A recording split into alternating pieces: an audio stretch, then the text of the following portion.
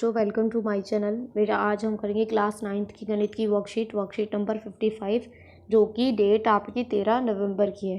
चलिए स्टार्ट करते हैं। वर्कशीट में हम चतुर्भुज के बारे में पढ़ेंगे। ये देखिए, इन्होंने बोला हुआ है कि आपने एक ABC एक चतुर्भुज लिया है, उसकी दो भुजाओं AB और AC के मध्य बिंदु लिए हैं, E और F लिए हैं और E और F को मिला दिया है। तो अब क्या होगा, ये जो एंगल 1 है ये एंगल 2 के बराबर होगा और जो ये EF है ये BC के पैरेलल होगा। ठीक है, ये देखिए इन्होंने ये चीज़ जो बोली हुई है, इसके बेहाफ पे हम सीखेंगे मध्य बिंदु प्रमेय। ये प्रमेय बहुत ही इम्पोर्टेंट है, इसलिए हर बच्चे को अच्छे से आनी चाहिए। इसमें क्या होता है, किसी त्रिभुज की किन्हीं दो भुजाओं के मध्य बिंदु को मिलाने वाला रेखाखंड तीसरी भुजा के समानांतर होता है। यानी कि इन दोनों, एक त्रिभुज है, इसकी दो भुजाओं पे हमने दो मध्य बिंदु लिए, इन दोनों को मिला दिया, तो ये जो मध्य बिंदु से लाइन जो बनी है, रेखा जो बनी है, ये तीसरी जो रेखा है त्रिभुज की, इसके समानांतर होगी। यानी कि EF इज समानांतर टू BC हो जाएगा। ठीक है, इसी का विलोम है। विलोम मतलब उल्टा। उल्टे का मतलब क्या हुआ कि ये अगर समानांतर है तो क्या होगा, मतलब क्या होगा, उल्टा। इसमें आपको क्या करना है, किसी त्रिभुज की एक भुजा के मध्य बिंदु से दूसरी भुजा के समानांतर खींची गई रेखा तीसरी भुजा को समद्विभाजित करते हैं। यानी कि ये इसकी, अगर हम इसको समानांतर लाइन खींचते हैं तो ये जो तीसरी भुजा है इसको ये मध्य बिंदु पर डिवाइड करेगी। ये दोनों थ्योरम आपको याद होनी चाहिए, काफ़ी अच्छी थ्योरम है। ये देखिए एग्जाम्पल दिया हुआ है इसमें, ABC एक त्रिभुज ले रखा है, इसके ये मध्य बिंदु हैं। आपको ABBC इसके ये मध्य बिंदु दिए हुए हैं। आपको दर्शाना है कि बिंदु DEF को मिलाने वाले त्रिभुज ABC चार सरगाम समय, यानी कि ये चार त्रिभुज बन रहे हैं, T1 T2 T3 T4, ये सरगाम समय आपको ये प्रूफ करना है। तो अब इसमें देख लीजिए, क्योंकि ये मध्य बिंदु है तो प्रमेय द्वारा हम कह सकते हैं जो DE है ये BC के समानांतर है, और EF जो है, आप इधर से देखिए, DF जो है, पहले तो था DF is parallel to BC, फिर है आपका EF is parallel to AB। ठीक है, तो फिर इसमें क्या होगा, ये आप ले लीजिएगा ADEF, यहाँ से देखिए ADEF, ये बन गया आपका। ऐसे ही आपका क्या है, BDFE। तो फिर इसमें क्या हो जाएगा, ये विकर्ण सेम विकर्ण आ जाएगा, तो ये सर्वांग सम हो जाएगा। तो T2 T1 के इक्वल सर्वांग सम हो जाएगा। सेम ऐसे ही T3 T1 के, T4 T1 के हो जाएगा। तो चारों क्या हो जाएंगे, सर्वांग सम हो जाएंगे। चलिए क्वेश्चन देख लेते हैं। फर्स्ट क्वेश्चन है आपका कि एक त्रिभुज लेना है ABC, जिसका कोण जो C है वो समकोण है। यानी कि ये ऐसे हो गया, तो ये A हो गया, B हो गया और ये C हो गया, ये समकोण है, यानी कि 90 डिग्री का। कर्ण AB पे एक मध्य बिंदु है आपका M, ये आपका मध्य बिंदु हो गया, M हो गया। M से होकर BC के समानांतर खींची गई रेखा AC को D पर कर रही है। अब ये AC को D पर यहाँ पे काट रही है। ठीक है, ये इसके समानांतर हो गई, ये पिक्चर बनेगी। अब आपको तीन चीज़ें इसमें प्रूव करनी है। चलिए आंसर देखते हैं हम। ये पिक्चर यहाँ बनाई हुई है, बहुत ही इजी है। ये आपको लगेगा थोड़ा टफ, लेकिन बहुत इजी है। पहले हम त्रिभुज ABC ले लेते हैं, पूरा ले लिया। ठीक है, ABC में जो M है ये AB का मध्य बिंदु ये हमें दे रखा है, तो DM जो है ये इसके समानांतर हो जाएगी, पैरेलल हो जाएगी, समानांतर हो जाएगी। ये हमें दिया हुआ है, दोनों चीज़ें हमें दी हुई हैं। जब ये चीज़ें दी होती हैं तो ये जो D है ये इसका मध्य बिंदु हो जाएगा, क्योंकि हमने मध्य बिंदु प्रमेय से ये सीखा है। ठीक है,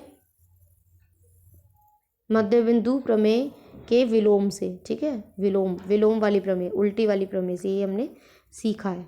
विलोम भी लिख दीजिएगा। सेकंड में आपको प्रूफ करना है कि ये 90 डिग्री का है। देखिए MD जो है, आपको प्रूफ करना है कि जो MD है परपेंडिकुलर है, तो ये हमें 90 डिग्री का प्रूफ करना होगा। इसके लिए हम क्या करेंगे, जो ADM है और ACB है ये संगत कोण है। ये देखिए, ये वाला और ये वाला जो है संगत कोण है। जब ये संगत कोण है तो बराबर होंगे, तो ये वाला जो कोण है ये 90 है, तो ये भी 90 हो जाएगा। 90 है तो फिर ये क्या हो जाएगा, परपेंडिकुलर हो जाएगा। ठीक है, थर्ड में देखिए, थर्ड में आप ऊपर से देख लीजिएगा, AMD और CMD लिया है। यानी कि AMD, दो त्रिभुज हमने कौन कौन से लिए हैं, AMD और CMD, ये वाले दोनों त्रिभुज लिए हैं। इसमें देखिए क्या क्या चीज़ें आ रही हैं वो आप देख लीजिएगा। ADDC ऊपर हमने प्रूफ कर दिया है। जो एंगल ADM है और CDM है वो 90 डिग्री का देख लीजिएगा ऊपर। DM दोनों में आ रहा है, ये उभयनिष्ठ हो गया। तो ऐसे क्या हो जाएगा, ये बेटा सरगामसम हो जाएगा। सरगामसम हो जाएगा तो हम AM को CM के बराबर रख सकते हैं। ठीक है, सरगामसम त्रिभुज के जो संगत भाग होते हैं वो बराबर होते हैं। लेकिन हमें दे रखा है जो AM है वो हाफ ऑफ AB है। ये देखिए, जो AM है हाफ ऑफ AB है, तो क्या होगा, AM हमारा CM के बराबर है। CM के बराबर है, ये देखिए यहाँ से लिखा है हमने, AM CM के बराबर है, तो यानी कि इसकी जगह हम CM लिख सकते हैं, तो CM हाफ ऑफ AB हो जाएगा। ठीक है, ये आपका फर्स्ट आंसर हो गया। बेटा देखो सेकंड आंसर क्या है। सेकंड में दे रखा है कि आपको आपके पास एक आयत है ABCD, उसके मध्य बिंदु दे रखे हैं, आपको ये प्रूव करना है कि समानांतर चतुर्भुज है। इसमें आपको क्या करना है, मैंने ABCD एक आयत बना लिया, उसके मध्य बिंदु ले लिए PQRS, और ये जो मैंने छोटे छोटे डॉट बनाया ये इसके विकर्ण हो गए। ठीक है, चलिए ये थोड़ा सा लंबा लगेगा आपको देखने में, पर ये बहुत ईजी है। जो पॉइंट आपने अभी तक सीखे हैं आपको वही रिपीट करना है। त्रिभुज ABC ले लेते हैं हम पहले। ये देखिए ABC ये ले लिया मैंने। ABC में क्या है, जो P है ये मध्य बिंदु किसका है, AB का, और Q जो है ये मध्य बिंदु किसका है, BC का। दोनों मध्य बिंदु हो गए, ये हमें दे रखा है। जब मध्य बिंदु है तो ये पैरेलल हो जाएंगे। अब पैरेलल हो जाएंगे तो क्या हो जाएगा बेटा, ये जो है आपका PQ जो है ये इसका आधा हो जाएगा। ठीक है, मध्य बिंदु में से। ऐसे ही हम दूसरा ट्राइंगल लेंगे। दूसरा ट्राइंगल क्या ले लेते हैं, ACD। बेटा यहाँ पे ACD आएगा। ठीक है, ACD में AC और D, इसमें देखिए ये मध्य बिंदु हो गया CD का, S मध्य बिंदु हो गया AD का, और जो SR है ये इसके समानांतर हो जाएगा, और SR इसका हाफ हो जाएगा AC का। वही लिखा हुआ है मध्य बिंदु पर में से सेकंड पॉइंट हो गया।